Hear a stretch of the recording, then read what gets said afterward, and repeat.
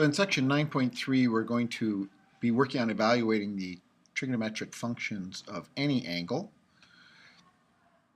And key vocabulary we're going to have for this section of the unit circle, which we talked about a little bit. It's basically a circle that lets you identify the trig functions for the common angles based on a circle that has a radius of 1 unit. That's why it's called the unit circle. It's a circle with a radius that is 1 unit. We're going to talk about quadrantal angles and reference angles in this section. So the type of things we might want to do is go ahead and use these trig functions in order to calculate values. So we've got a problem here about a robot. This item is called a frog bot that can jump. It can jump at a 45-degree angle with an initial speed of 16 feet per second. And on Earth, we can calculate the distance that would be traveled by this item being launched at a specific angle and a specific initial speed, which they're supplying us the angle and the initial speed, and we can see how far it travels. But first, let's talk about some of the ideas about working with trig functions. When you look at the idea that we're given coordinates, so in this case we're getting coordinates of x, y's, right? An x coordinate and a y coordinate for a point on the terminal side of a circle, of an angle, excuse me. So this is, again, to review the initial side. This is the terminal side. And here I have a point on the terminal side. So when I have this point, it allows me to create a right triangle, right, where this item is the x coordinate, this distance from here to here is the x coordinate, and this distance here is the y coordinate, and then my radius can be found, and what I end up having is that y is my side opposite, x is my side adjacent, and this value r is my hypotenuse. And therefore I can say y sine is y over r because y is the length of the side opposite. So it's not that these are different than the ones we learned before. It's just a shortcut for us to work with, where we use y over r, x over r, and y over x to find sine, cosine, and tangent. And then, of course, cosecant, secant, and cotangent are the inverses of those. And what's great about, as we continue on with this and we work with the unit circle, remember the unit circle has a radius of 1. So when I keep putting 1 into the denominators of these things, it makes it so much simpler to calculate them. Okay, but for now, let's just go ahead and work with something like this. If I have a point on my terminal side, and my point is at 5, 1, 2, 3, 4, 5, negative 12, 1, 2, 3, 4, 5, 6, 7, 8, 9, 10, 11, 12, so it's over here. Here is my point on the terminal side, so I know that this distance here, we're going to make an imaginary right triangle, and I know that this distance here is 5, and this distance is 12. So if I want to find r, I know that r squared will be equal to 5 squared plus 12 squared. So this is 25 plus 144, and that's 169 is r squared, so r is equal to 13. So here I would have 13. So now when we think of my trig function, sine would be equal to the y coordinate, or the side opposite, over the hypotenuse. So that'd be 12 over 13. Cosine would be the side adjacent over the hypotenuse. That's 5 over 13. And then tangent will be the side opposite over the side adjacent, which would be 12 over 5. But of course, this was a downward motion, so that's negative 12 in these cases. All right, this was a positive 5. The radius will always be a positive distance. All right, and then if I want to go ahead and find the other three, cosecant is the inverse of that, so it's going to be a negative number, but it's going to be 13 over 12. Secant will be 13 over 5. And cotangent will also be a negative number, and it'll be 5 over 12. Okay, and that's calculating out the trig functions based on this kind of information. Okay, if I go ahead and do this again, 1, 2, 3, 4, 5. So again, we used 5 again, and negative root 11. Wow, well that's just a little more than 3. So it'd be about there.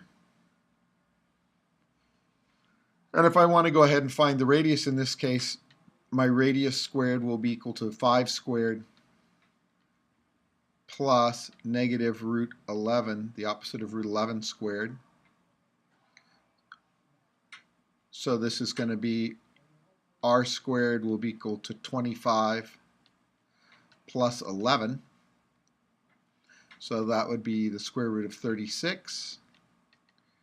So r would be equal to 6. So when we talk about sine, it's going to be the y-coordinate, so the opposite of root 11 over 6. And that means the cosecant, I would invert this, can't have the radical in the denominator, so it's still going to be a negative number, but I'll end up with 6 root 11 over 11. When I have cosine, it would be the x-coordinate, that's 5 over 6, and so secant will be 6 over 5. Tangent will be the side opposite, right? That's negative root 11 over adjacent, which is 5. And when I invert this for cotangent, same thing, I'm going to have to rationalize the denominator. So it's going to be 5 root 11 over 11. Okay, so this is how we go ahead and do this with points on a terminal side. Go ahead and get some practice on that. Do problems 3 and problem 7, and then return to the lecture. So here we go with the unit circle. The radius is 1 unit. And what's nice about that is when my radius is 1, right, as this shows me that y over r, when r is 1, y over 1 just becomes y. And x over 1 becomes x. So I know that my sine will just be the y-coordinate and cosine will be the x-coordinate, so it makes things pretty simple. So when we start taking a look at what does that mean? Okay, so this is 0 degrees and 360 degrees. I want to go 540, so I've gone all the way around. That's 360. If I go another 90, that's 450, and I go another 90, that's 540. So here's 540 degrees. So when you start thinking about the unit circle in this case, my x-coordinate, right? Well, I want my y-coordinate and my x-coordinate. Well, y is equal to 0. So that means that sine is equal to 0. Cosine is my x-coordinate, that's 1. And when we talk about tangent, tangent will be y over x, so 0 over 1, it will also be 0. Okay, so that's what happens now. These are called quadrantal angles because they're multiples of 90. They're a quarter of the circle. That's where the quad comes from. Okay, so they have coordinates that are, this is 1, 0, right? Their coordinates are all 0 and 1. This is 0, 1. This is negative 1, 0. And this is 0, negative 1. Oh, and I made a mistake. Cosine was negative 1, not 1 over here. Okay? So when we start thinking about working in radians, this is 0 and it's also 2 pi. That means over here is pi. And so halfway from 0 to pi would be pi over 2 or 1/2 pi. So here my coordinates are 0, 1. So I know that sine is equal to 1. Cosine is equal to 0. And 1 over 0, tangent is, if it's 1 over 0, tangent is undefined. So if you try to find the tangent of this angle, that would be finding the tangent of pi over 2 or finding the tangent of 90 degrees, you'll find you get an error in your calculator. Okay? So looking on, we're talking about reference angles. So we're building to the point of using your calculator to help you out to find angles based on knowing the sine and the cosine, or to find the trig function of an angle that's not one of our standard angles. So when you start looking at the reference angle is, and this is what's important, they highlighted that, but it's the acute angle formed by the terminal side and the x-axis. It has to be the x-axis. Okay, the x-axis. So if we have an angle over here, this becomes the reference angle. It's between the terminal side and the x-axis. If we pass through into quadrant 3, it's here between the terminal side and the x-axis. So here you see we're measuring down, here we're measuring back up. And in quadrant 4, it's this angle here, again between the terminal side and the x-axis. Now you notice they didn't say anything about quadrant 1. Well, that's because in quadrant 1, it's whatever is the angle, measure of the angle, right? And the thing that's valuable about reference angles is that the absolute value of their trig functions are the same as of this other angle. So the absolute value of the trig function of this angle and this angle are the same. Okay, so it allows us to work with reference angles, and it's important for you to understand about reference angles because as we move forward and we start using the value of the trig function, let's say I know the value of sine and I want to identify the angle, when my calculator gives me back the angle, it will typically give me the reference angle, and then I'll have to take other information and figure out what was the actual measurement of the angle. Okay, so you have to be very clear about reference angles. When we want to talk about finding reference angles, so if we go to 320 degrees, right, that's all the way over here. So if I go around here to 320 degrees, the reference angle is this distance, which is 40 degrees. I know it's 40 degrees because all the way to here would be 360, and the difference between 320 and 360 is 40 degrees. Okay? If we start thinking about this in terms of radians, right? So remember 0 and 2 pi. Now this is unique because we're now working with a negative angle. So this would be pi over 2, negative pi over 2. This would be negative pi, negative 3 pi over 2. Right? But when you start thinking about this angle, this is 2 pi and 1/6. So here we've gone 2 pi, and then we go pi over 6 over here. And that's my reference angle. Here is pi over 6. Okay, so remember 12 pi over 6 would be 2 pi. And then there was one more sixth to go. So give that some practice identifying reference angles. Do problem 16 and 21. Come on back to the lecture when you're done with that. So we know from talking about the unit circle that sine is related to y, cosine is related to x, and tangent is the ratio of y to x. So if in the values of sine and cosine in terms of being positive or negative are determined by whether x is positive or negative or y is positive or negative. So in quadrant 1, x and y are both positive, so sine is positive because y is positive, cosine is positive because x is positive, and tangent is positive because a positive number divided by a positive number will give you a positive number. Over in quadrant 2, y is still positive, so sine is positive. But x in quadrant 2 is negative, so cosine will be negative, and then the ratio of a positive number divided by a negative number, tangent becomes negative. Here in quadrant 3, x is negative and so is y, so sine is negative, cosine is negative, and tangent now will become positive because a negative number divided by a negative number becomes positive. And in quadrant 4, x is positive but y is negative, so sine is negative, cosine is positive, and tangent, again, the ratio of a positive number to a negative number will become negative. So these are important things you have to keep in the back of your head, mostly because as we go through and we use this information about reference angles to find values of angles, then we're also going to have to know which quadrant is this item located in to know whether the sine, cosine, tangent, whether they're positive or negative.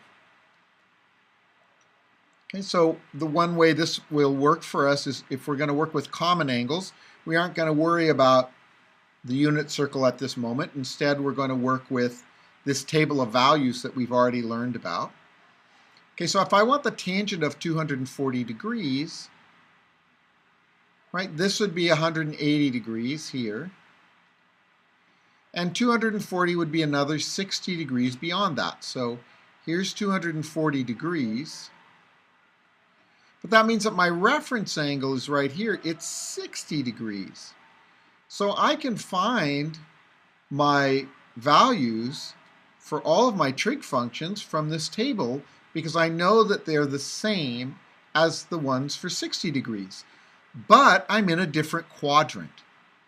Okay, so I know that my sine in this case is going to be negative because the y values are negative. So I have negative radical 3 over 2. And I know my cosine is negative because x is negative. So cosine is going to be negative 1/2. And tangent then will be radical 3 over 2. That will be the same. Okay, and I'd have the same thing happen. Cosecant would become negative, secant would be negative, cotangent will be positive when I invert these. Okay, if I work with this in radians, same idea. Negative 8/3 pi. Well, that's sneaky because negative 6/3 pi is here. That's 2 pi. And then we have to go another 2 pi over 3. So this would be 1/2 pi, but 2/3 pi would be somewhere over here. So again, in that third quadrant. Okay, now we want to think about the reference angle here. Okay, what's the reference angle that we have left? Well, this would be 3 pi over here, so it would be 1 more third pi, right? Negative pi over 3 would be this reference angle. Actually, pi over 3 would be the reference angle. And if I want to think about pi over 3, what angle does that represent? So if I wanted to take pi over 3 and turn it into degrees, I could do that. I would go ahead and multiply it by 360 over pi. The pi's will cancel. And I know that 3 will go into 360. I'm sorry, it would be 180 over pi, sorry. 3 goes into 180 and gives me 60 degrees. So that is the same as this reference angle. So all of these would be the same values for both of these. Okay, so working with the reference angles helps you, and knowing what quadrant it's in, helps you take standard information like this with our standard angles and then get the correct positive or negative relationship for that particular trig function. Okay, so practice this out. Do problems 24 and 28. Come on back and we'll finish out this lecture. So here's our frog bot. And I know that the distance can be found by taking the velocity squared. Well, my initial speed is 16 squared divided by 32 times the sine of 2 times the angle. So the sine of 2 times 45 degrees. All right, so let's start picking through some of these pieces. I'm not going to bother squaring 16 because I know 16 is 16 times 16. I know that 32 is 16 times 2, so I can cancel the 16s. And 2 goes into 16 and leaves 8. So I'm going to have 8 times what I simplify here. So that will be the sine of 90 degrees. So remember, sine of 90 degrees, I'm at 0, 1. Sine is my y-coordinate. So the sine of 90 degrees would be 1. So this distance would be 8 times 1, which would just be 8. Right? So this becomes 1. 8 times 1, 8.